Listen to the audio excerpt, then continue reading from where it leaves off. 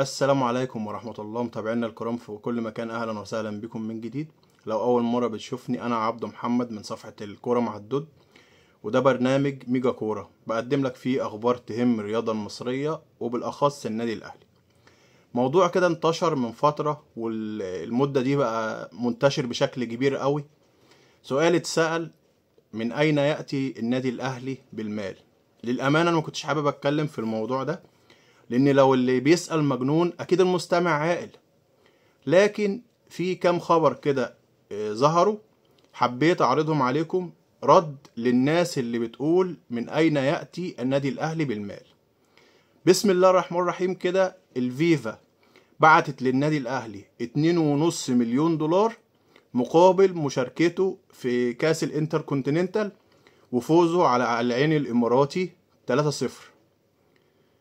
يعني بسم الله الرحمن الرحيم كده 2.5 مليون دولار، كمان في 9.5 مليون دولار مقابل مشاركة النادي الأهلي في كأس العالم الجديد. يعني كده إجمالي 12 مليون دولار، بالإضافة إلى 4 مليون دولار مقابل فوزه بدوري أبطال أفريقيا. يعني أنت بتتكلم في حوالي 16 مليون دولار. انت عارف كده الرقم ده لو اتضرب في الجنيه بايه؟ بتتكلم في قد ايه؟ 700-800 مليون، 400-800 كمان.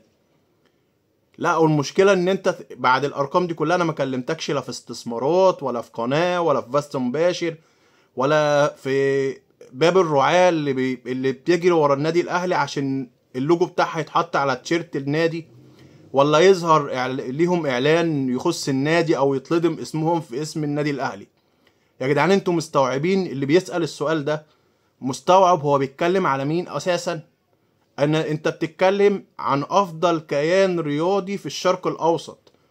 يعني انت افضل كيان رياضي عربي، افضل كيان رياضي افريقي، افضل كيان رياضي اللي لم يكن في الشرق الاوسط.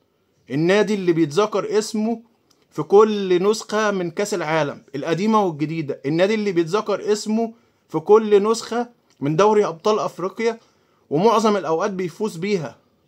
هو أنت عشان أنت فاشل ومش عارف تبرر فشلك للناس بتحاول تفشل الناس الناجحة؟ المشكلة المصيبة إن اللي بيطلع يسأل الأسئلة دي وبيهبد الهبد الفاخر ده، يا ريته يعني مشجع فأنت مش هترد عليه، أو خلاص الراجل مش على دراية كاملة بالموضوع.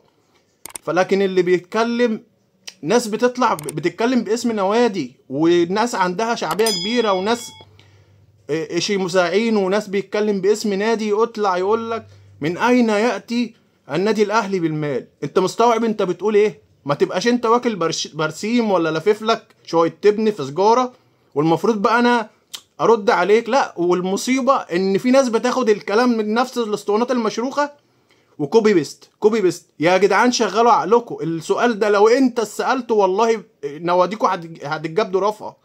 السؤال ده لو انت اتسألت انت منين بتجيب المال في الوقت اللي انت بتعمل فيه خسائر كارثية، في الوقت اللي انت بتعمل فيه صفقات محدش فاهمها، في الوقت اللي انت عندك فشل ذريع وبتبرر فشلك بانك تفشل الناس. ويا ريت الكلام يخش عقل، ده كلام عايز واحد مجنون عشان يستوعبه. انا كده خلصت، واتمنى يكون الرد كافي. البيانات اللي انا قلتها ممكن اي حد يخش على النت بقى متاح لكل الناس. خش كده اكتب مكافأة النادي الاهلي من كاس الانتركونتيننتال، مكافأة النادي الاهلي من مشاركته في كاس العالم الجديد، مكافأة النادي الاهلي من دوري ابطال افريقيا، والارقام بالظبط زي ما قلتها لك. الكلام يا جدعان يعني حتى قولوا كلام الناس تستوعبه. الناس كلها بقى عندها نت وهيقدر يخش يشوف الكلام ده جاي منين. اتمنى لو الكلام عجبك ما تنساش اللايك والشير، عشان دعمك لينا هو اللي بيخلينا نستمر. سلام.